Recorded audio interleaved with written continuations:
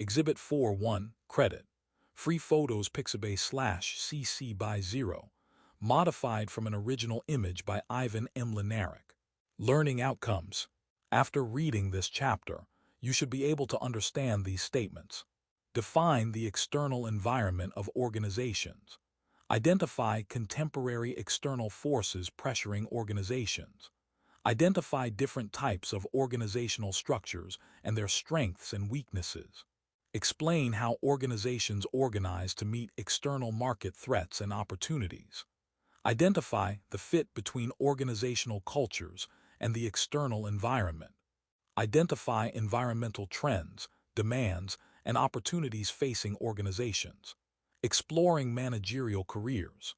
Jeff Bezos of Amazon. Amazon's market value was estimated at $1 trillion USD in 2018. The company was recognized as the most innovative company in Fast Company's 2017 list, accounting for 44% of all U.S. e-commerce that year, approximately 4% of the U.S. total retail sales. Amazon market value is greater than the sum of the market capitalizations of Walmart, Target, Best Buy, Nordstrom, Kohl's, J.C. Penney, Sears, and Macy's. Jeff Bezos, founder and leader, has creatively accomplished what most large companies fail at: meshing size, scale, and external opportunities with agility. Sales figures reached $100 billion in 2015, while the stock price climbed over 300% in the past 5 years. The company plans on creating over 50,000 new jobs starting in 2018. Bezos has blended his strategy of virtually reaching unlimited numbers of online customers while maintaining land-based distribution centers using Prime's $99 per year, $119 in 2018. Membership. Stephanie Landry, an Amazon vice president, stated that Prime has reached 49 cities in 7 countries. Over 100 million people in 2018 subscribed to the Prime service. She noted that the business has only to answer 2 questions from customers. Do you have what I want, and can you get it to me when I need it? The answer seems to be yes, especially with Bezos' strategy of having high-tech robots already working side by side with human employees, resembling a factory of the future. Bezos' digital commerce strategy has led the firm to become the leader of retail commerce.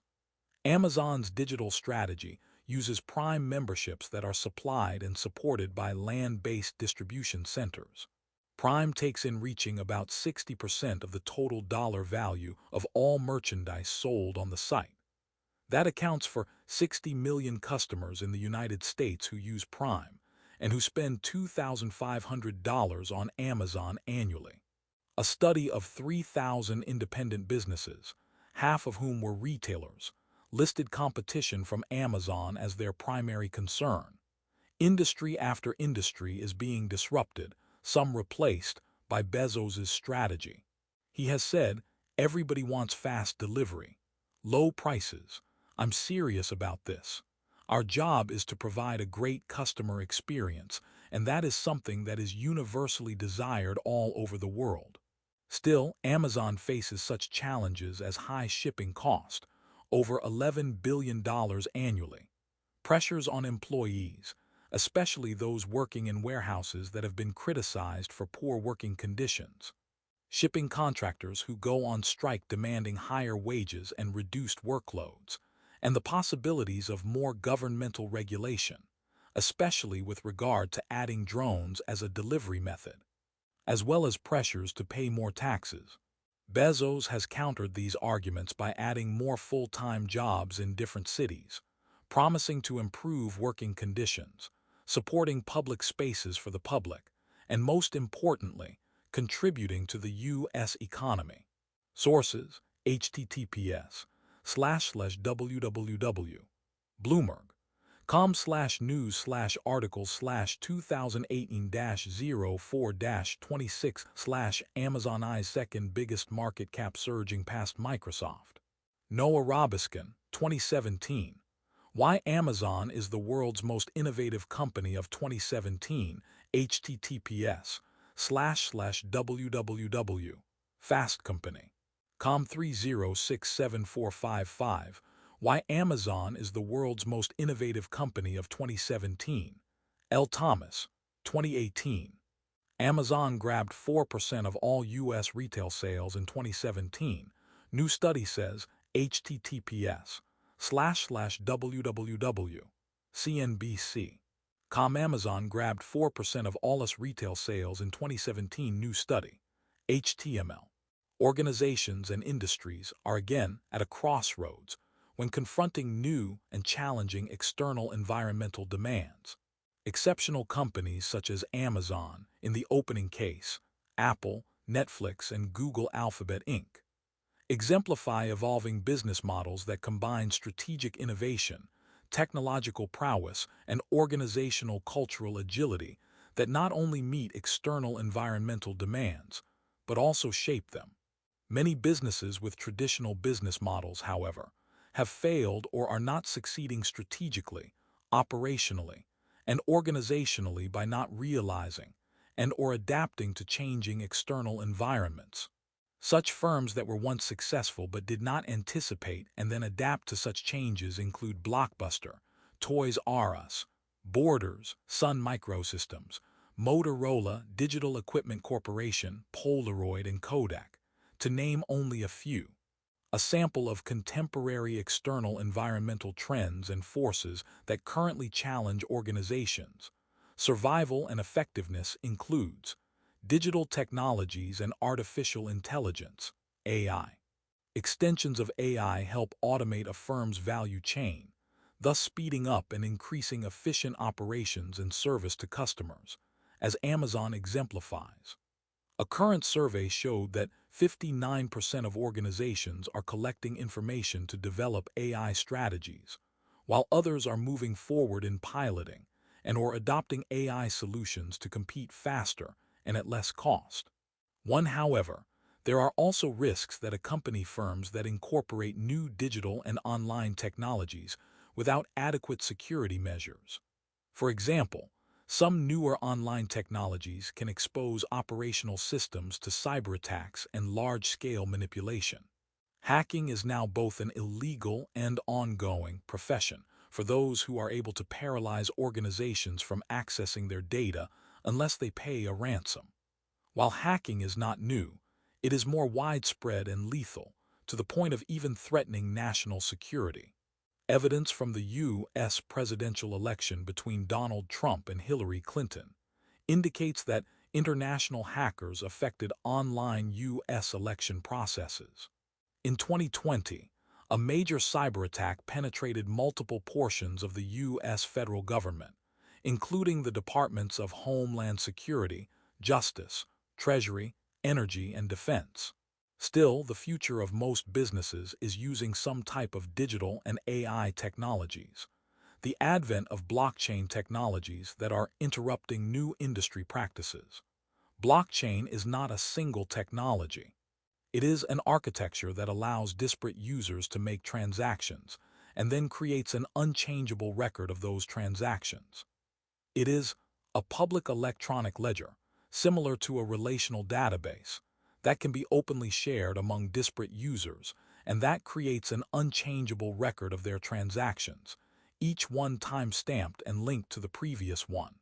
2. These technological inventions will continue to affect almost every business process from procurement to legal management. The banking industry is already using it. It increases speed, security, and accuracy of transactions. Sharing economy, cultural, and economic value-added business models that use information technologies to gain competitive advantage. Companies such as Airbnb and Uber have ushered in new business models that have already disrupted real estate, hotel, taxi, and other industries, taking out the middle layer of management in transactions to increase efficiencies and customer satisfaction, while cutting costs through the use of information and social media technologies will continue. This trend has already had both positive and disruptive effects on companies. Many customers are likely benefited. Businesses with outdated and ineffective business models have either failed or struggled to adapt. Shifts in learning and learning credentials. Identifying, recruiting, and retaining talent is crucial to organizations. An evolving crisis for the current generation, future talent, is the continued rise in higher educational institutions' tuitions, student debt, and the changing nature of jobs.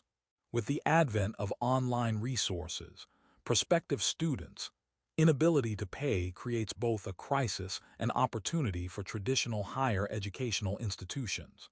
While bachelor's degrees remain a requirement for many companies hiring needed higher-level talent, online resources such as Khan Academy, Udacity, and Coursera are gaining recognition and legitimacy toward providing financially challenged students opportunities for entry-level jobs.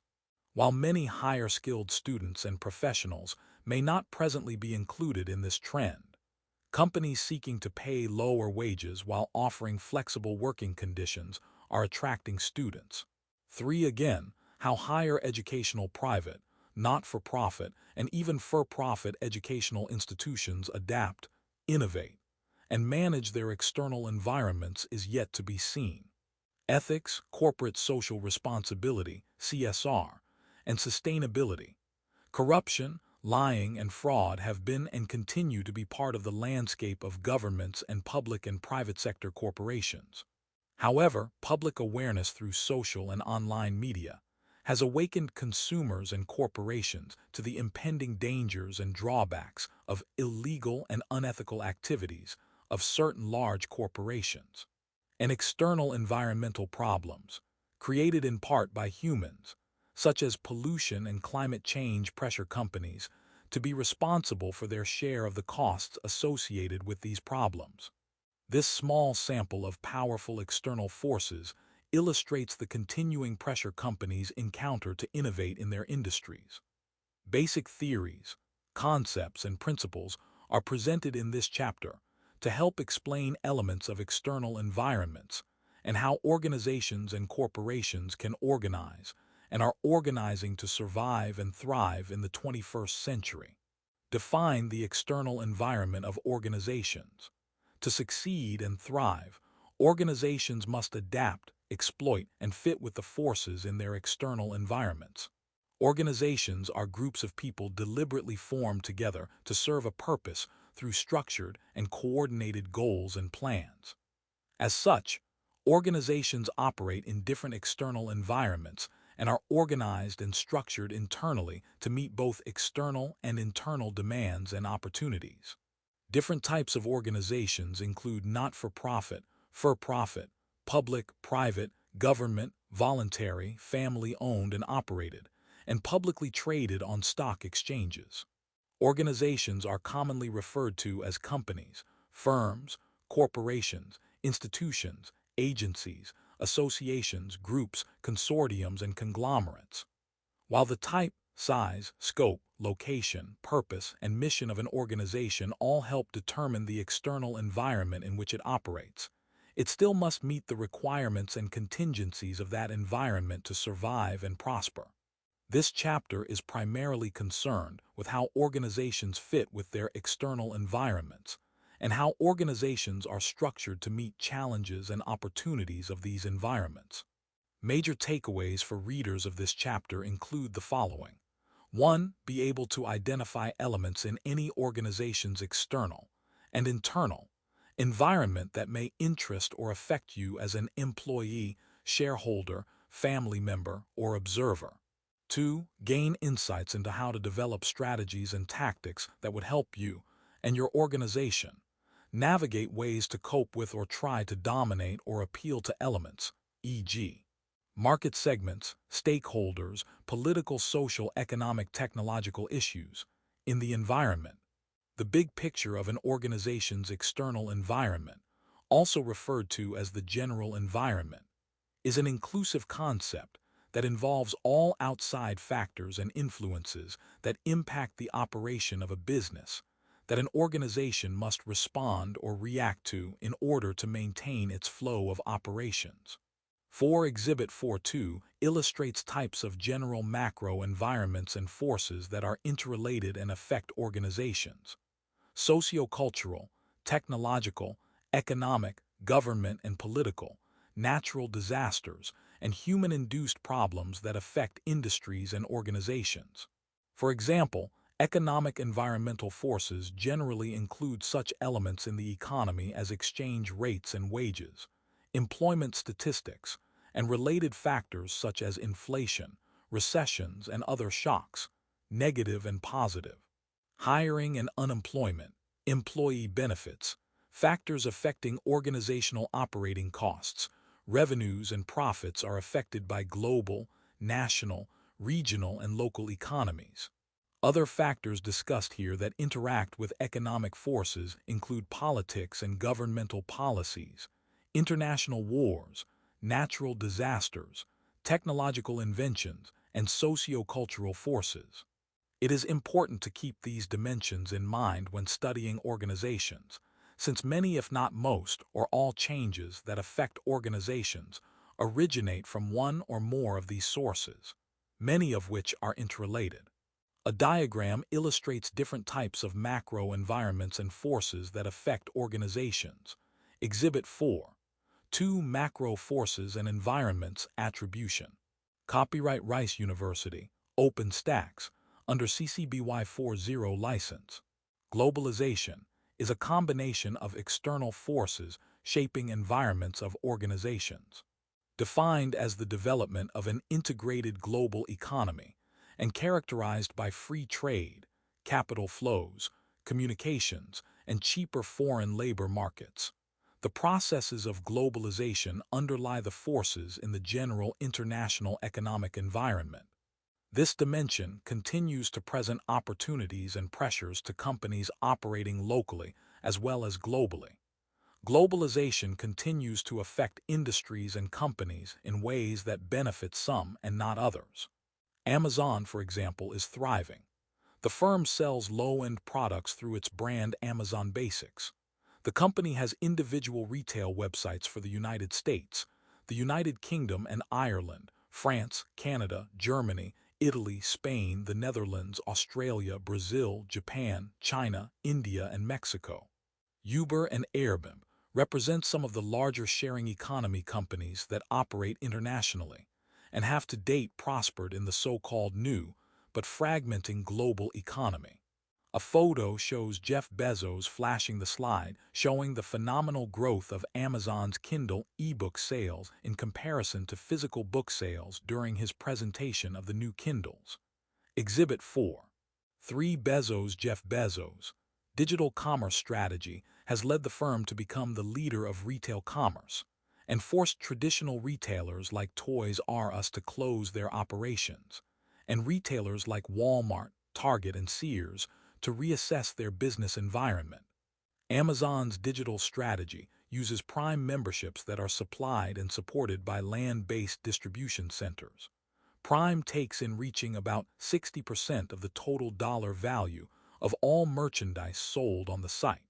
Credit: Sam Churchill /Flickr /Attribution 2, generic, CC BY 20.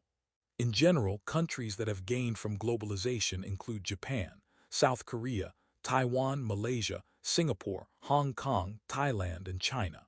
China's markets and growing economic prowess have particularly been noticed.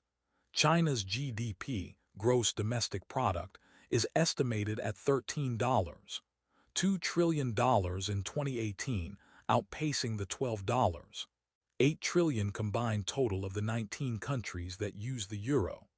5 corporations worldwide, large and small, online and land-based, strive to gain access to sell in China's vast markets.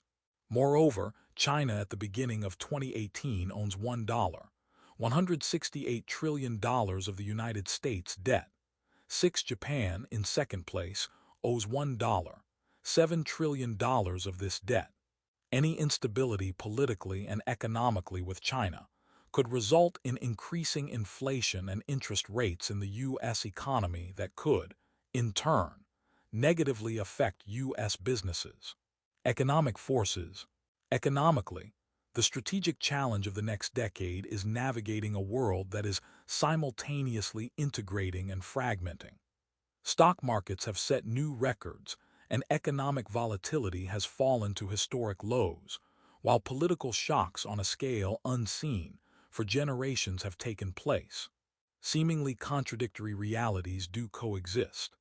7. Overall, while economic data indicates that globalization has had a positive effect on the world economy, a dark side also shows that two-thirds of all households in 25 advanced economy countries had income stagnate and or decline between 2005 and 2014. Moreover, the UK and US witnessed falling wages. Wealth distribution in these countries continues to decline. Income inequality globally is also rising. Other trends that also affect the global, regional, and local economies are discussed in this chapter as well as below. Technological forces. Technological forces are another ubiquitous environmental influence on organizations. Speed, price, service, and quality of products and services are dimensions of organizations. Competitive advantage in this era. Information technologies and social media powered by the internet and used by sharing economy companies such as Airbnb and Uber have democratized and increased, if not leveled, competition across several industries, such as taxis, real estate rentals, and hospitality services. Companies across industry sectors cannot survive without using the internet, social media, and sophisticated software in R&D, research and development, operations, marketing, finance, and sales. To manage and use big data in all these functional areas, organizations rely on technology. Government and political forces. Government and political forces also affect industries and organizations. Recent events that have jarred the global economy and are too early to predict the long-term outcomes of are the United Kingdom's exit from the European Union, wars in the Middle East, policies that question and disrupt free trade, healthcare reform, and immigration, all of which increase uncertainty for businesses while creating opportunities for some industries and instability in others. Sociocultural forces. Sociocultural environmental forces include different generations' values, beliefs, attitudes, customs and traditions, habits and lifestyles. More specifically, other aspects of societal cultures are education, language, religion, law, politics, and social organizations. The millennial ages 20 to 35 workforce, for example, generally seeks work that engages and interests them. Members of this generation are also health-conscious and eager to learn. Since this and the newer generation, Generation Z, are adept and accustomed to using technology, social media in particular, organizations must be ready and equipped to provide wellness, interesting, and a variety of learning and work experiences to attract and retain new talent. Millennials are also estimated to be the United States' largest living adult generation in 2019. This generation numbered about 71 million compared with 74 million baby boomers, ages 52 to 70, in 2016. By 2019, an estimated 73 million millennials and 72 million boomers are projected. Because of immigration, millennials are estimated to increase until 2036. 8. Other general sociocultural trends occurring in the United States and internationally that affect organizations include the following. 1. Sexual harassment at work in the era of Me Too has pressured organizations to be more transparent about relationships between owners, bosses, and employees. Related to this trend, some surveys show new difficulties for men in workplace interactions and little effect on women's career opportunities taking place in the short term. 9.2. While fewer immigrants have been entering the United States in recent years, diversity in the U.S. workplace continues. For example, 20 million Asian Americans trace their roots to over 20 countries in East and Southeast Asia and the Indian subcontinent, each with unique histories, cultures, languages, and other characteristics. The 19 largest origin groups together account for 94% of the total Asian population in the U.S. 10. 3. Young adults in the United States are living at home longer. In 2016, 15% of 25 to 35-year-old millennials were living in their parents' home. This is 5 percentage points higher than the share of Generation Xers who lived in their parents' home in 2000, when they were the same age, 10%, and nearly double the share of the silent generation who lived at home in 1964, 8%. 11.4. While women have made gains in the workplace, they still comprise a small share of top leadership jobs across politics and government, academia, the nonprofit sector, and business. Women comprised only about 10% of CEOs, chief executive officers, CFOs, chief financial officers, and the next three highest paid executives in U.S. companies in 2016-17. 12. A 2018 study by McKinsey and Company reaffirms the global relevance of the link between diversity, defined as a greater proportion of women, and a more mixed ethnic and cultural composition in the leadership of large companies, and company financial outperformance. 13. These and other related sociocultural trends impact organizational cultures and other dimensions involving human talent and diverse workforces. Natural disasters and human-related problems. Natural disaster and human-induced environmental problems are events such as high-impact hurricanes, extreme temperatures, and the rise in CO2 emissions, as well as man-made environmental disasters such as water and food crises.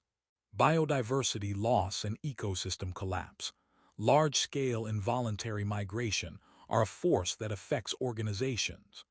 The 2018 Global Risks Report identified risks in the environmental category that also affect industries and companies, as well as continents and countries.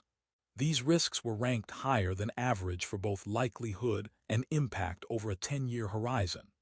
The report showed that 2017 was characterized by high-impact hurricanes, extreme temperatures, and the first rise in carbon dioxide emissions in 4 years. Man-made, environmental disasters, water and food crises, biodiversity loss and ecosystem collapse, and large-scale involuntary migration, to name a few.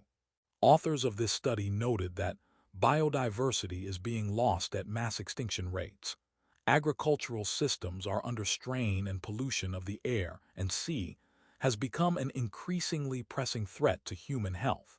14. Most vulnerable to rising seas are low-lying islands in the Indian and Pacific Oceans. The Republic of the Marshall Islands has over 1,100 low-lying islands on 29 atolls that include island nations with hundreds of thousands of people. Predictions indicate that rising sea levels could reach 3 feet worldwide by 2300 or sooner. One report stated that in your child's lifetime, Miami, Florida, could be underwater. 15. Large sections of Louisiana's marshes separating the ocean from the coastline are submerging. Oil producers and other related corporations are being sued by that state, claiming that fossil fuel emissions have contributed to natural disasters such as climate change. Many new companies in the United States are already constructing buildings to withstand increasing flooding and predicted rising water levels. Concept check. Define the components of the internal and the external business environments. What factors within the economic environment affect businesses? Why do demographic shifts and technological developments create both challenges and new opportunities for business? Identify contemporary external forces pressuring organizations. Industry and organizational leaders monitor environments to identify, predict, and manage trends, issues, and opportunities that their organizations and industries face. Some corporations, such as Amazon, anticipate and even create trends in their environments. Most, however, must adapt. External environments, as identified in the previous section, can be understood by identifying the uncertainty of the environmental forces. Exhibit 4. 4 illustrates a classic and relevant depiction of how scholars portray environment industry organization fit. That is, how well industries and organizations align with and perform in different types of environments. A diagram illustrates how industries and organizations align with and perform in different types of environments. Exhibit 4 Company Industry Fit adapted from Duncan, R. 1972. Characteristics of Organizational Environments of Uncertainty. American Science Quarterly, 17 September, 313-327. Daft, R. Organizational Theory and Design, 12th edition, p. 151, Mason, O.H., Cengage Learning. The two dimensions of this figure represent environmental complexity, i.e., the number of elements in the environment, such as competitors, suppliers, and customers, which is characterized as either simple or complex, and environmental change, described as stable or unstable. How available monetary and financial resources are to support an organization's growth is also an important element in this framework. 16 Certain industries, soft drink bottlers, beer distributors, food processors, and container manufacturers, would, hypothetically, fit and align more effectively in a stable i.e. relative unchanging, simple and low uncertainty, i.e. has mostly similar elements. External environment, Cell 1 in Exhibit 44. This is referred to when organizations are in a simple stable environment. Of course, unpredicted conditions, such as global and international turmoil, economic downturns, and so on, could affect these industries. But generally, these alignments have served as an ideal type and starting point for understanding the fit between environment and industries. In a stable but complex, low to moderate uncertainty environment, Cell 2 in Exhibit 44, universities, appliance manufacturers, chemical companies, and insurances companies would generally prosper. This is referred to when organizations are in a complex stable environment. When the external environment has simple but high to moderate uncertainty, Cell 3 of Exhibit 4. 4. E-commerce, music, and fashion clothing industries would operate effectively. This is referred to when organizations are in a simple unstable environment, whereas in Cell 4 of Exhibit 4. 4. An environment characterized by a high degree of uncertainty with complex and unstable elements. Industries and firms such as computer, aerospace, airlines, and telecommunications firms would operate more effectively. This is referred to when organizations are in a complex unstable environment. Exhibit 4. 4 is a starting point for diagnosing the fit between types of external environments and industries. As conditions change, industries and organizations must adapt or face consequences. For example, educational institutions that traditionally have been seen to operate best in low to moderate uncertainty environments, Cell 2 of Exhibit 4. 4 have during this past decade experienced more high to moderate uncertainty, Cell 3, and even high uncertainty, Cell 4. For example, for-profit educational institutions such as the University of Phoenix and others, as compared to not-for-profit universities and colleges, such as public state institutions, community colleges, and private nonprofit ones, have undergone more unstable and complex forces in the external environment over the past decade. Under the Obama administration, for-profit universities faced greater scrutiny regarding questionable advertising, graduation rates, and accreditation issues. Lawsuits and claims against several of these institutions went forward, and a few of the colleges had to close. The Trump administration showed signs of alleviating aggressive governmental control and monitoring in this sector. Still, higher educational institutions in general currently face increasingly complex and unstable environments given higher tuition rates, increased competition from less expensive and online programs, fewer student enrollments, and an overabundance of such institutions. Several private, not-for-profit higher educational institutions have merged and also ceased to exist.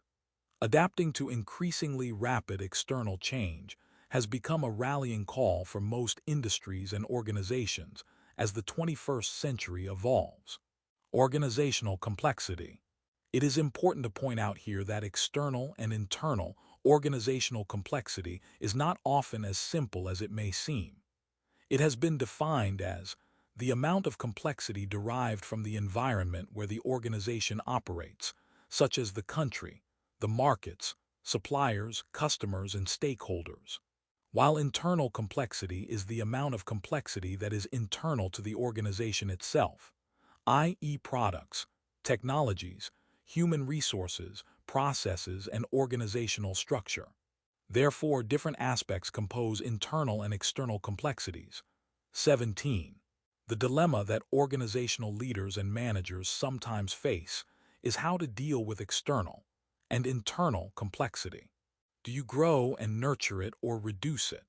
Some strategies call for reducing and managing it at the local level while nurturing it at the global level, depending on the organization's size, business model, and the nature of the environments.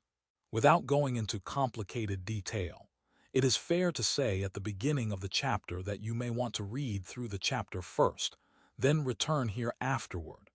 In the meantime, here are some simple rules from organizational practitioners de Tony and de Zan to keep in mind for managing high levels of complexity from the external environment. Internally, after you have diagnosed the nature of the external complexity, as we discuss throughout in this chapter. First, assemble a set of self-managing teams or autonomous business units, known as modularized units, with an entrepreneurial responsibility to the larger organization. These focused self-organizing teams use creative methods to deal with the diversity to the advantage of the organization. A second method when facing high external environmental complexity, when you want to gain value from it, is to find and develop simple rules to drive out creativity and innovation, to keep the infrastructure and processes simple while permitting complex outputs and behaviors. An example offered is found in the rules of the Legos company. 1. Does the proposed product have the Lego look? 2. Will children learn while having fun? 3. Will parents approve? 4. Does the product maintain high-quality standards? 5. Does it stimulate creativity? 18. A third strategy for dealing with external complexity involves companies building on their own capabilities. If companies attempt to manage too much complexity, it would lead to chaos. Some strategies to combat external complexity and improve a company's capabilities include 1. Creating open networks internal and outside the organization to promote cooperation and integration, and 2. To develop and advance their brand and reputation. Some of those strategies include creating open networks internal and outside the organization to promote cooperation and integration, and to develop brand and reputation. Also, sharing values, vision, strategy, organizational processes, and knowledge through the development of trust and incorporation and promotion of leaders at all levels can help internal teams exploit external complexity to the organization's advantage. Keep these ideas in mind as you read through the chapter, and think about how leaders, managers, employees, and you can learn to read external environmental clues that organizations can use to creatively and proactively use organizational resources to be more competitive, effective, and successful. Concept check. What factors within the economic environment affect businesses? Why do change and shifts and technological developments create both challenges and new opportunities for business? Identify different types of organizational structures and their strengths and weaknesses. A 2017 Deloitte source asked, before answering, why has organizational design zoomed to the top of the list as the most important trend in the global human capital trends survey for 2 years in a row? 19. The source continued. The answer is simple. The way high-performing organizations operate today is radically different from how they operated 10 years ago. Yet many other organizations continue to operate according to industrial-age models that are 100 years old or more. 20. A diagram illustrates different types of organizational structures and their characteristics. Exhibit 4. 5 Mechanistic and Organic Organizations, Attribution. Copyright Rice University, OpenStax, under CC BY 40 license. Early organizational theorists broadly categorized organizational structures and systems as either mechanistic or organic. 21. This broad, generalized characterization of organizations remains relevant. Mechanistic organizational structures, Exhibit 4.5, are best suited for environments that range from stable and simple to low-moderate uncertainty, Exhibit 4. 4. And are characterized by top-down hierarchies of control that are rule-based. The chain of command is highly centralized and uses formal authority. Tasks are clearly defined and differentiated to be executed by specific specialized experts. Bosses and supervisors have fewer people working directly under them, i.e., a narrow span of control, and the organization is governed by rigid departmentalization, i.e., an organization is divided into different departments that perform specialized tasks according to the department's expertise. This form of organization represents a traditional type of structure that evolved in environments that were, as noted above, stable with low complexity. Historically, the U.S. Postal Service and other manufacturing types of industries, Exhibit 4.4, were mechanistic. Again, this type of organizational design may still be relevant, as Exhibit 4.4 suggests, in simple, stable, low uncertainty environments. Organic organizational structures and systems, however, have opposite characteristics from mechanistic ones. As Exhibit 4.4 shows, these organizational forms work best in unstable, complex, changing environments. Their structures are flatter, with participatory communication and decision-making flowing in different directions. There is more fluidity and less rigid ways of performing tasks. There may also be fewer rules. Tasks are more generalized and shared. There is a wider span of control, i.e., more people reporting to managers. Exhibit 4.5 offers examples of organically structured industries, such as high-tech, computer, aerospace, and telecommunications industries that must deal with change and uncertainty. Contemporary corporations and firms engaged in fast-paced, highly competitive, rapidly changing, and turbulent environments are becoming more organic in different ways, as we will discuss in this chapter. However, not every organization or every part of most organizations may require an organic type of structure. Understanding different organizational designs and structures is important to discern when, where, and under what circumstances a type of mechanistic system or part of an organization would be needed. The following section discusses 5 types of structures with variations. Types of organizational structures. Within the context of mechanistic versus organic structures, specific types of organizational structures in the United States historically evolved over at least 3 eras, as we discuss here before explaining types of organizational designs. During the first era, the mid-1800s to the late 1970s, organizations were mechanistic self-contained, top-down pyramids. 22 emphasis was placed on internal organizational processes of taking in raw materials, transforming those into products, and turning them out to customers. Early organizational structures were focused on internal hierarchical control and separate functional specializations in order to adapt to external environments. Structures during this era grouped people into functions or departments, specified reporting relationships among those people and departments, and developed systems to coordinate and integrate work horizontally and vertically. As will be explained, the functional structure evolved first, followed by the divisional structure, and then the matrix structured. The second era started in the 1980s and extended through the mid-1990s. More complex environments, markets, and technologies strained mechanistic organizational structures. Competition from Japan in the auto industry and complex transactions in the banking, insurance, and other industries that emphasized customer value demand and faster interactions, quality and results, issued the need for more organic organizational designs and structures. Communication and coordination between and among internal organizational units and external customers, suppliers, and other stakeholders required higher levels of integration and speed of informational processing.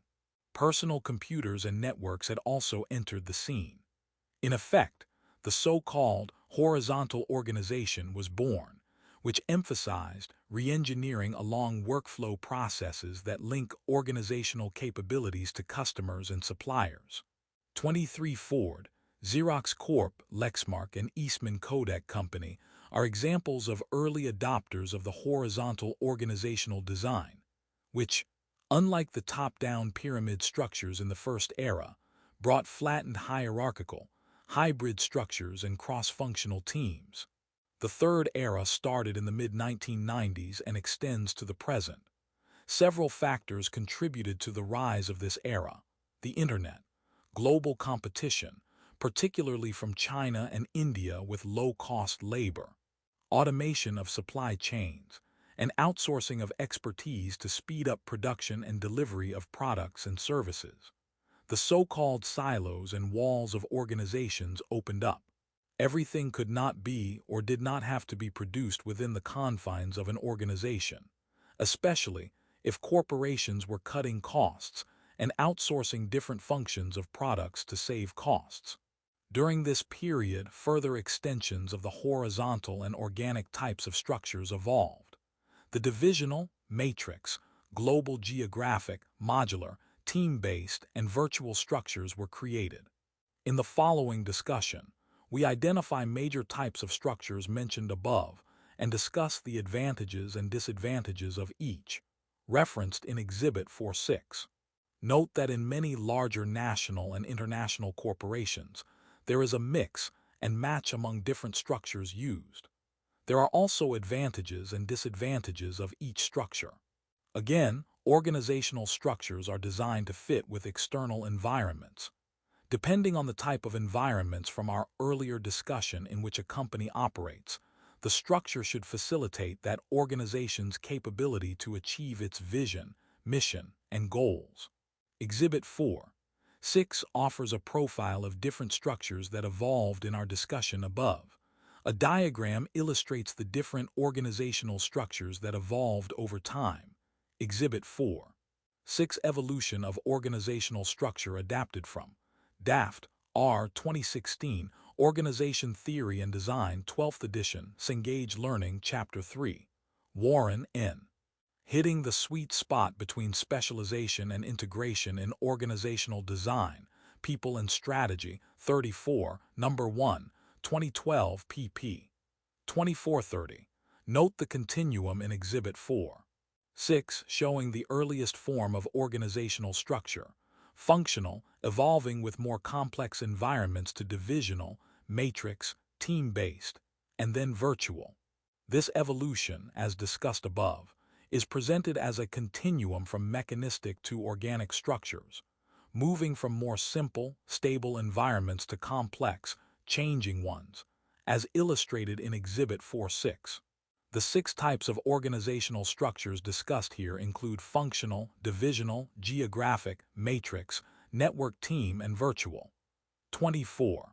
The functional structure, shown in Exhibit 4.7, is among the earliest and most used organizational designs.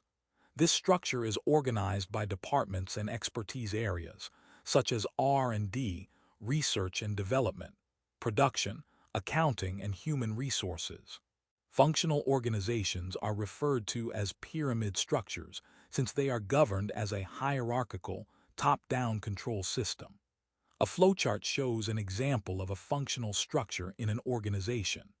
It shows the main branch labeled Headquarters divided into 4 sub-branches labeled Research and Development, Production, Marketing, and Accounting and Finance. Exhibit 4.7 Functional Structure Attribution. Copyright Rice University, OpenStax, under CC BY 4.0 license.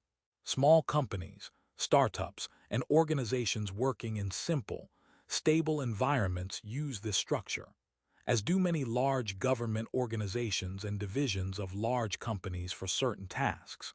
The functional structure excels in providing for a high degree of specialization and a simple and straightforward reporting system within departments, offers economies of scale, and is not difficult to scale if and when the organization grows. Disadvantages of this structure include isolation of departments from each other since they tend to form silos, which are characterized by closed mindsets that are not open to communicating across departments, lack of quick decision-making and coordination of tasks across departments, and competition for power and resources. Divisional structures, see Exhibit 4.8, are, in effect, many functional departments grouped under a division head. Each functional group in a division has its own marketing, sales, accounting, manufacturing, and production team. This structure resembles a product structure that also has profit centers. These smaller functional areas or departments can also be grouped by different markets, geographies, products, services, or other whatever is required by the company's business. The market-based structure is ideal for an organization that has products or services that are unique to specific market segments, and is particularly effective if that organization has advanced knowledge of those segments. A flowchart shows an example of a divisional structure in an organization. Exhibit 4. 8 Divisional Organization Structure, Attribution. Copyright Rice University, OpenStax, under CC BY 4.0 license. The advantages of a divisional structure include the following. Each specialty area can be more focused on the business segment and budget that it manages. Everyone can more easily know their responsibilities and accountability expectations. Customer contact and service can be quicker, and coordination within a divisional grouping is easier, since all the functions are accessible. The divisional structure is also helpful for large companies, since decentralized decision-making means that headquarters does not have to micromanage all the divisions. The disadvantages of this structure from a headquarters perspective are that divisions can easily become isolated and insular from one another, and that different systems, such as accounting, finance, sales, and so on, may suffer from poor and infrequent communication and coordination of enterprise mission, direction, and values. Moreover, incompatibility of systems, technology, accounting, advertising, budgets can occur, which creates a strain on company strategic goals and objectives. A geographic structure, Exhibit 4.9, is another option aimed at moving from a mechanistic to more organic design to serve customers faster and with relevant products and services. As such, this structure is organized by locations of customers that a company serves. This structure evolved as companies became more national, international, and global. Geographic structures resemble and are extensions of the divisional structure. A set of 2 flowcharts show examples of geographical structure in an organization. Exhibit 4.9 Geographic Structure Attribution. Copyright Rice University, OpenStax, under CC BY 4.0 license. Organizing geographically enables each geographic organizational unit, like a division, the ability to understand, research, and design products and/or services with the knowledge of customer needs, tastes, and cultural differences. The advantages and disadvantages of the geographic structure are similar to those of the divisional structure. Headquarters must ensure effective coordination and control over each somewhat autonomous, geographically self-contained structure. The main downside of a geographical organizational structure is that it can be easy for decision-making to become decentralized, as geographic divisions, which can be hundreds if not thousands of miles away from corporate headquarters, often have a great deal of autonomy. A photo shows a close-up of the Dragon Building, IBM's headquarters based in China, against a clear blue sky. Exhibit 4.10 IBM China. IBM has chosen a geographic structure which is aimed at moving from a mechanistic to more organic design to serve customers faster and with relevant products and services. As such, this structure is organized by locations of customers that a company serves. This structure evolved as companies became more national, international, and global. Geographic structures resemble and are extensions of the divisional structure. Credit, Corey Denton Flickr / Attribution 2, Generic CC by 20. Matrix structures, illustrated in Exhibit 4.6 and depicted in Exhibit 4.11, move closer to organic systems in an attempt to respond to environmental uncertainty, complexity, and instability. The matrix structure actually originated at a time in the 1960s when U.S. aerospace firms contracted with the government. Aerospace firms were required to develop charts showing the structure of the project management team that would be executing the contract, and how this team was related to the overall management structure of the organization. As such, employees would be required to have dual reporting relationships with the government and the aerospace company. 25 since that time, this structure has been imitated and used by other industries and companies since it provides flexibility and helps integrate decision-making in functionally organized companies. A diagram illustrates an example of a matrix structure in an organization. Exhibit 4.11 Matrix Structure, Attribution. Copyright Rice University, OpenStax, under CC BY 4.0 license. Matrix designs use teams to combine vertical with horizontal structures. The traditional functional or vertical structure and chain of command maintains control over employees who work on teams that cut across functional areas, creating horizontal coordination that focuses projects that have deadlines and goals to meet within, and oftentimes in addition to those of departments. In effect, matrix structures initiated horizontal team-based structures that provided faster information sharing, coordination, and integration between the formal organization and profit-oriented projects and programs. As Exhibit 4.11 illustrates, this structure has lines of formal authority along two dimensions. Employees report to a functional, departmental boss and simultaneously to a product or project team boss. One of the weaknesses of matrix structures is the confusion and conflicts employees experience in reporting to two bosses. To work effectively, employees, including their bosses and project leaders, who work in dual authority matrix structures, require good interpersonal communication, conflict management, and political skills to manage up and down the organization. Different types of matrix structures, some resembling virtual team designs, are used in more complex environments. 26, for example, there are cross-functional matrix teams in which team members from other organizational departments report to an activity leader, who is not their formal supervisor or boss. There are also functional matrix teams where employees from the same department coordinate across another internal matrix team consisting of, for example, HR or other functional area specialists, who come together to develop a limited but focused common short-term goal.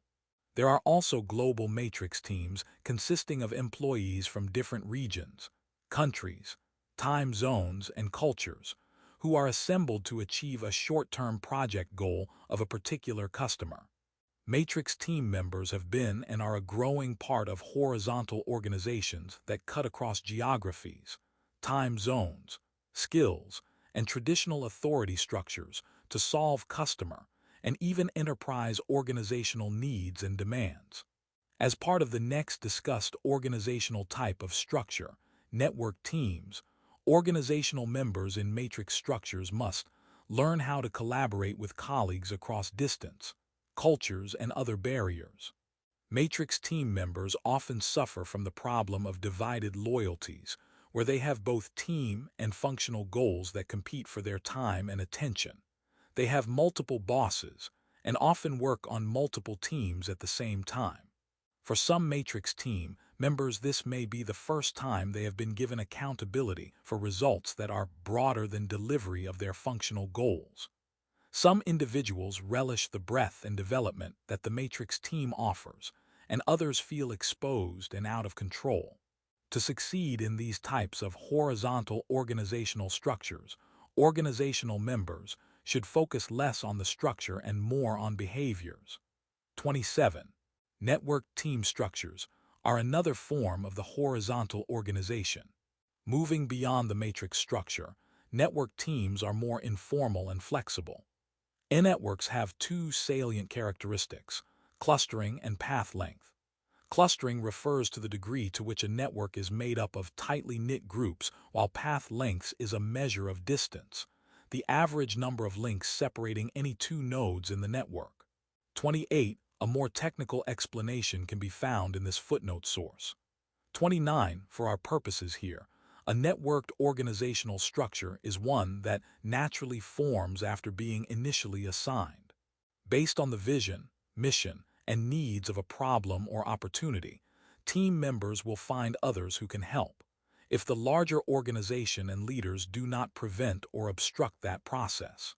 There is not one classical depiction of this structure, since different companies initially design teams to solve problems, find opportunities, and discover resources to do so.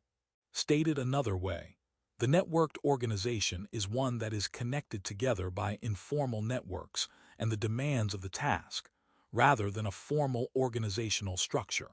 The network organization prioritizes its soft structure of relationships, networks, teams, groups, and communities rather than reporting lines.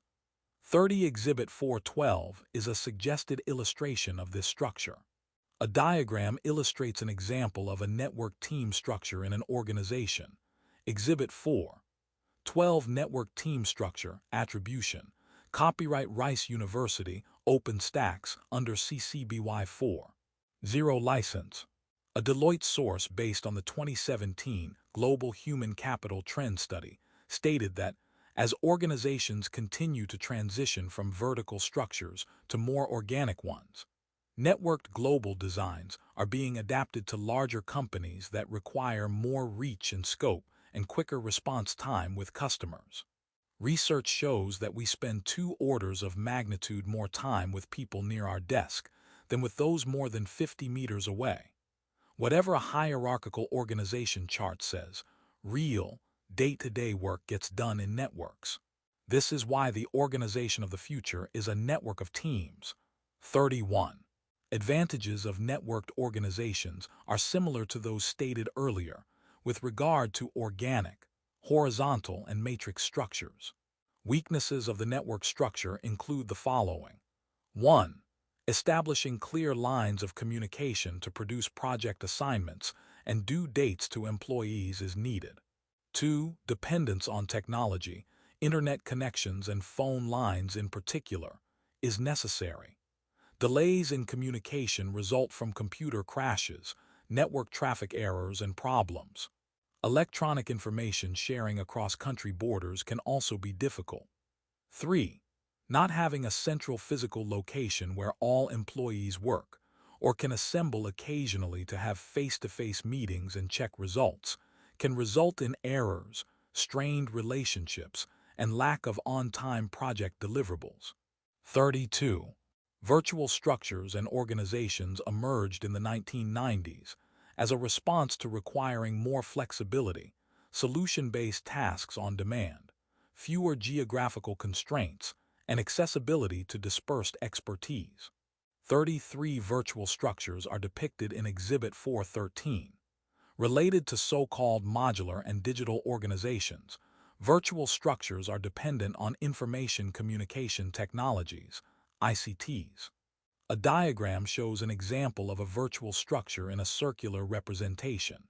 Exhibit 413 Virtual Structure, Attribution. Copyright Rice University, OpenStax, under CC BY 4.0 license. These organizations move beyond network team structures in that the headquarters or home base may be the only or part of a stable organizational base. Otherwise, this is a boundaryless organization. Examples of organizations that use virtual teams are Uber, Airbnb, Amazon, Reebok, Nike, Puma, and Dell. Increasingly, organizations are using different variations of virtual structures with call centers and other outsourced tasks, positions, and even projects. A photo shows the signature and logo of Airbnb Company at the entrance of an apartment building. Exhibit 4.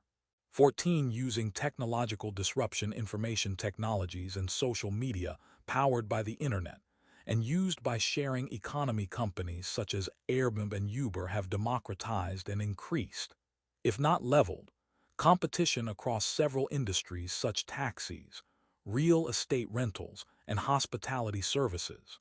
Credit, Grid Engine Flickr/Attribution 2, generic CC by 20. Advantages of virtual teams and organizations include cost savings, decreased response time to customers, greater access to a diverse labor force not encumbered by 8-hour workdays, and less harmful effects on the environment. The telecommuting policies of Dell, Aetna, and Xerox cumulatively saved 95,294 metric tons of greenhouse gas emissions last year, which is the equivalent of taking 20,000 passenger vehicles off of the road. 34 disadvantages are social isolation of employees who work virtually, potential for lack of trust among employees and between the company and employees when communication is limited, and reduced collaboration among separated employees and the organization's officers due to lack of social interaction. In the following section, we turn to internal organizational dimensions that complement structure and are affected by and affect external environments. Concept check. Why does the matrix structure have a dual chain of command? How does a matrix structure increase power struggles or reduce accountability? What are the advantages of committees? Explain how organizations organize to meet external market threats and opportunities. At a basic level of understanding how internal organizations respond to environments, consider the theory of open systems, which the organizational theorists Katz and Kahn 35 and Bertalanffy introduced. 36. Exhibit 415 illustrates this theory's view of organizations as open systems that take in resources and raw materials at the input phase from the environment in a number of forms, depending on the nature of the organization, industry, and its business. Whatever the input resource, information, raw materials, students entering a university, those resources will be transformed by the internal processes of the organization. The internal organizational systems then process and transform the input material, which is called throughput phase, and move the changed material resources to the outputs, and back into the environment as products, services, graduates, etc. A diagram illustrates the open system model of an organization. Exhibit 415 Open System Model of an Organization, Attribution. Copyright Rice University, OpenStax, under CC BY 4.0 license. The open systems model serves as a feedback loop, continually taking in resources from the environment, processing and transforming them into outputs that are returned to the environment. This model explains organizational survival that emphasizes long-term goals. Organizations, according to this theory, are considered as either open or closed systems, or relatively opened or closed, depending on the organization's sensitivity to the environment. Closed systems are less sensitive to environmental resources and possibilities, and open systems are more responsive and adaptive to environmental changes. For example, during the 1980s, the then Big Three U.S. auto manufacturers Ford, General Motors, and Chrysler were pressured by Japanese auto manufacturers. Successful four-cylinder car sales that hit the U.S. like a shock wave. The Detroit producers experienced slumping sales, plant closures, and employee layoffs in response to the Japanese wave of competition. It seemed that the U.S. automakers had become closed or at least insensitive to changing trends in cars during that time, and were unwilling to change manufacturing processes. Similarly, Amazon's business model, discussed earlier, has and continues to pressure retailers to innovate and change processes and practices to compete in this digital era. Organizations respond to external environments not only through their structures, but also by the domains they choose and the internal dimensions and capabilities they select. An organization defines itself and its niche in an environment by the choice of its domain, i.e., what sector or field of the environment it will use its technology, products, and services to compete in and serve. Some of the major sectors of a task environment include marketing, technology, government, financial resources, and human resources. Presently, several environmental domains that once were considered stable have become more complex and unstable. Toys, public utilities, the U.S. Postal Service, and higher education. And even domains are changing. For example, as referred to earlier, the traditionally stable and somewhat unchanging domain of higher education has become more complex with the entry of for-profit educational institutions, MOOCs, massive open online courses, internal company universities, and other certification and degree programs outside traditional private institutions. Sharing economy companies such as Uber and Airbnb have redefined the transportation domain in which taxis operate and the hospitality domain in which hotels and bed and breakfasts serve. New business models that use mobile phones, ICTs, information communication technologies, and apps remove middle management layers in traditional organizations and structures. With a chosen domain in which to operate, owners and leaders must organize internal dimensions to compete in and serve their markets. For example, hierarchies of authority and chain of command are used by owners and top-level leaders to develop and implement strategic and enterprise decisions. Managers are required to provide technologies, training, accounting, legal, and other infrastructure resources. And cultures still count to establish and maintain norms, relationships, legal and ethical practices, and the reputation of organizations. A diagram shows the subsystems of the internal environment of an organization and the external forces affecting it. Exhibit 4. 16. Internal organization, attribution. Copyright Rice University, OpenStax, under CC BY 40 license. Exhibit 4. 16 shows internal organizational dimensions. These dimensions and systems include leadership, strategy, culture, management, goals, marketing, operations, and structure. Relationships, norms, and politics are also included in the informal organization. There are other internal functions not listed here, such as research and development, accounting and finance, production, and human resources. Another popular depiction of internal organizational dimensions is the McKinsey 7S model, shown in Exhibit 417. Similarly, strategy, structure, systems, skills, staff, and style all revolve around and are interconnected with shared values or culture in an organization. A diagram shows a circular representation of the McKinsey 7S model. Exhibit 4. 17. The McKinsey 7S model attribution. Copyright Rice University, OpenStax under CC BY 4.0 license.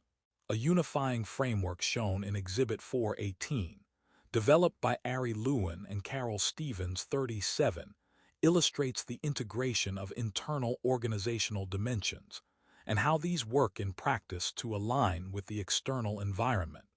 Note that it is the CEO and other top-level leaders who scan the external environment to identify uncertainties and resources before using a SWOT analysis, identifying strengths, weaknesses, opportunities, and threats, to confirm and update the domain of an organization, and then to define the vision, mission, goals, and strategies. Once the enterprise goals and strategies are developed, the organizational culture, structure, and other systems and policies can be established, human resources, technologies, accounting and finance, and so on. A diagram illustrates the integration of the internal environment and the external environment of an organization. Exhibit 4. 18. The internal organization and external environment, attribution. Copyright Rice University, OpenStax, under CC BY 40 license. As Exhibit 4, 18 shows, after a CEO and the top-level team identify opportunities and threats in the environment, they then determine the domain and purpose of the organization from which strategies, organizational capabilities, resources, and management systems must be mobilized to support the enterprise's purpose. 38. The company McDonald's has, for example, successfully aligned its enterprise with the global environments it serves, which is 1% of the world's population, more than 70 million customers, every day and in virtually every country across the world. The major operating goal of the firm driving its internal alignment is a fanatical attention to the design and management of scalable processes, routines, and a working culture by which simple, standalone, and standardized products are sold globally at a predictable, and therefore manageable, volume, quality, and cost. 39. A more detailed SWOT analysis of McDonald's operations can be found in EndNote. A photo shows a leaflet titled Monitoring Secondary Shelf Life, affixed on the kitchen wall of a McDonald's store. It reports the secondary shelf lives for 6 different ingredients. Exhibit 4. 19. McDonald's processes. McDonald's major operating goal of the firm driving its internal alignment is a fanatical attention to the design and management of scalable processes, routines, and a working culture by which simple, standalone, and standardized products are sold globally at a predictable, and therefore manageable, volume, quality, and cost. Here employees are reminded of the time that the ingredients should stay on a secondary shelf. Credit: Walter Lim /Flickr /Attribution 2, generic CC by 2. 0. In practice, no internal organizational alignment with its external environment is perfect or permanent. Quite the opposite. Companies and organizations change leadership and strategies and make structural and systems changes to meet changing competition, market forces, and customers and end users' needs and demands. Even Amazon continues to develop, expand, and change. With a mission statement as bold and broad as Amazon's, change is a constant. Our vision is to be Earth's most customer-centric company, to build a place where people can come to find and discover anything they might want to buy online. Amazon.com, April 15, 2018. Amazon has a functional organizational structure that focuses on business functions for determining the interactions among the different parts of the company. Amazon's corporate structure is best characterized as global function-based groups, most significant feature, a global hierarchy and geographic divisions as Exhibit 4. 20 shows. This structure seems to fit with the size of Amazon's business. 43% of 2016 retail sales were in the United States. 47 segments, including information technology, human resources, and legal operations, and heads of segments, report to Amazon's CEO. Senior management team include 2 CEOs, 3 senior vice presidents, and 1 worldwide controller, who are responsible for various vital aspects of the business, reporting directly to Amazon's CEO Jeff Bezos. 41. The strategic goal underlying this structure is to facilitate Amazon.com to successfully implement e-commerce operations management throughout the entire organization. 42. A flowchart shows the corporate structure of Amazon. Exhibit 4. 20. Amazon's corporate structure attribution. Copyright Rice University, OpenStax, under CC BY 4.0 license. Despite the company's exponential growth and success to date, as noted earlier in the section on organizational structures, a disadvantage of structures such as Amazon's, and in this case Amazon's, is that it has limited flexibility and responsiveness even with its current growth. The dominance of the global function-based groups and global hierarchy characteristics reduces the capacity of Amazon to rapidly respond to new issues and problems encountered in the e-commerce business. 43 Still, Amazon's most outstanding success factor remains its CEO, Jeff Bezos. His ingenuity, vision and foresight, and ability to sustain and even extend the company's competitive advantages. Amazon customers value these factors, customer purchase criteria, CPC, that include price, fast delivery, and reliable service. Consumers choose Amazon because it does better than its competition on these CPC. 44. Concept check. Identify the 6 major organizational structures. Explain the McKinsey 7S model. Identify the fit between organizational cultures and the external environment. Organizational culture is considered one of the most important internal dimensions of an organization's effectiveness criteria. Peter Drucker, an influential management guru, once stated, "Culture eats strategy for breakfast." 45 He meant that corporate culture is more influential than strategy in terms of motivating employees' beliefs, behaviors, relationships, and ways they work, since culture is based on values. Strategy and other internal dimensions of organization are also very important, but organizational culture serves 2 crucial purposes. First, culture helps an organization adapt to and integrate with its external environment by adopting the right values to respond to external threats and opportunities. And secondly, culture creates internal unity by bringing members together so they work more cohesively to achieve common goals. 46 Culture is both the personality and glue that binds an organization. It is also important to note that organizational cultures are generally framed and influenced by the top-level leader or founder. This individual's vision, values, and mission set the tone at the top, which influences both the ethics and legal foundations, modeling how other officers and employees work and behave. A framework used to study how an organization and its culture fit with the environment is offered in the Competing Values Framework. The Competing Values Framework, CVF, is one of the most cited and tested models for diagnosing an organization's cultural effectiveness and examining its fit with its environment.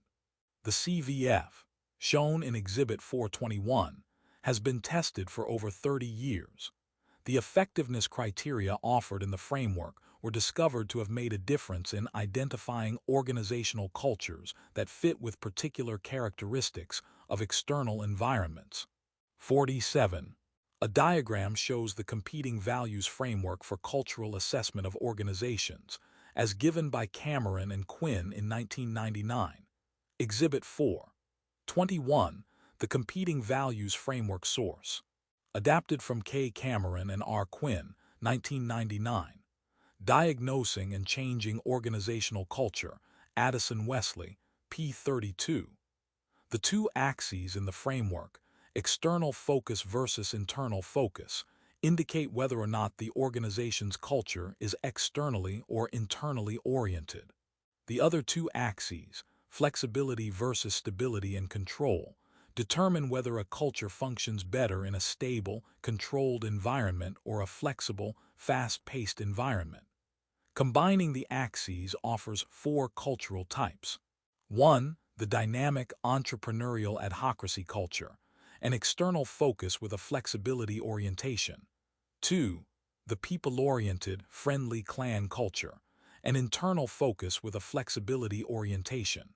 3. The process-oriented, structured hierarchy culture, an internal focus with a stability control orientation. And 4. The results-oriented, competitive market culture, an external focus with a stability control orientation. The orientation of each of these cultural types is summarized as follows. The adhocracy culture profile of an organization emphasizes creating, innovating, visioning the future, managing change, risk-taking, rule-breaking, experimentation, entrepreneurship, and uncertainty. This profile culture is often found in such fast-paced industries as filming, consulting, spaceflight, and software development. Facebook and Google's cultures also match these characteristics. 48. It should be noted, however, that larger organizations may have different cultures for different groupings of professionals, even though the larger culture is still dominant. For example, a different subculture may evolve for hourly workers as compared to PhD research scientists in an organization. The clan culture type focuses on relationships, team building, commitment, empowering human development, engagement, mentoring, and coaching. Organizations that focus on human development, human resources, team building, and mentoring would fit this profile. This type of culture fits Tom's of Maine, which has strived to form respectful relationships with employees, customers, suppliers, and the physical environment. The hierarchy culture emphasizes efficiency, process and cost control, organizational improvement, technical expertise, precision, problem solving, elimination of errors, logical, cautious and conservative, management and operational analysis, and careful decision making. This profile would suit a company that is bureaucratic and structured, such as the U.S. Postal Service, the military, and other similar types of government agencies. The market culture focuses on delivering value, competing, delivering shareholder value, goal achievement, driving and delivering results, speedy decisions, hard driving through barriers, directive, commanding, and getting things done. This profile suits a marketing and sales-oriented company that works on planning and forecasting, but also getting products and services to market and sold. Oracle, under the dominating, hard-charging executive chairman Larry Ellison, characterized this cultural fit. Amazon illustrates a company that can have a mix of cultures and be effective. For example, Amazon blends a high-performance adhocracy culture with regard to its external expansion and Bezos's leadership style. At the same time, Amazon resembles a hierarchy culture internally with regard to its tight control over employees at lower levels. The company propelled its domain from an online bookstore to selling everything online to being the pioneering in adopting cloud computing with Oz, to adopting the latest robotics in its warehouses to improve productivity, to thinking and testing disruptive technologies like drones and so on. 49. It has been criticized at the same time for its toxic cutthroat work environment, asserting that Jeff Bezos is overly demanding and sets very high standards for Amazon employees, as well as for himself. This type of culture extends down to the warehouse employees. Amazon employees have complained that work came first, life came second, and trying to find the balance came last. This criticism peaked with an alleged suicide attempt in 2017 of a disgruntled employee who requested a transfer to a different department within the company, but was placed on an employee improvement plan, a step that could result in his termination from Amazon if his performance didn't improve. 50. Amazon has since changed many of its working rules and regulations for warehouse employees. Concept check. How can employee diversity give a company a competitive advantage? Explain the concept of hiring for fit as it relates to corporate culture. What are some organizational issues that must be addressed when two large firms merge or grow rapidly like Amazon? Identify environmental trends, demands, and opportunities facing organizations. The 2018 Annual Global Risks Perception Survey, GRPS, predicts the following trends in the external environment. 1. Persistent inequality and unfairness. 2. Domestic and international political tensions. 3. Environmental dangers. And 4. Cyber vulnerabilities. With this context, authors in this report suggest that complex organizations approach their futures with the 9 resilience lens, i.e., the capacity of a company or other organization to adapt and prosper in the face of high-impact, low-probability risks. 51. The 9 lenses are grouped into 3 categories. First, structural resilience considers the systemic dynamics within the organization itself. The author calls for system modularity, i.e., structures and designs that are loosely coupled, which is another way of saying that rigid, mechanistic hierarchies will not function as well in these high-impact environments. Secondly, integrative resilience underlines complex interconnections with the external context. Here the author suggests that organizations must be part of and aware of their contexts, geographically and the health of individuals, families, neighborhoods, cities, provinces, and countries that are affected. Relatedly, the author notes that organizations must rely on their social cohesion, such as the social capital an organization has to fall back on in times of crisis, which is a strong source of resilience. Third, transformative resilience requires that mitigating some risks requires transformation. Important to organizations here is the need to proactively change, or it will end up being changed by external circumstances. This process requires organizational foresight, not forecasting.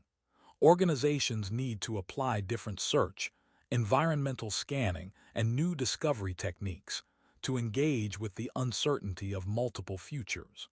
They do this through innovation and experimentation. In practice, Google, Amazon, Facebook, SpaceX, Tesla, Airbnb, Uber, and the resilience of other industry and organizational pioneering will be required. Another trend on the horizon is that organizations are no longer judged only for their financial performance or even the quality of their products or services. Rather, they are being evaluated on the basis of their impact on society at large, transforming them from business enterprises into social enterprises. 52. A recent survey showed that 65% of CEOs rated inclusive growth as a top 3 strategic concern, more than 3 times greater than the proportion citing shareholder value. 53. Deloitte researchers noted that a social enterprise is an organization whose mission combines revenue growth and profit-making with the need to respect and support its environment and stakeholder network. This includes listening to, investing in, and actively managing the trends that are shaping today's world.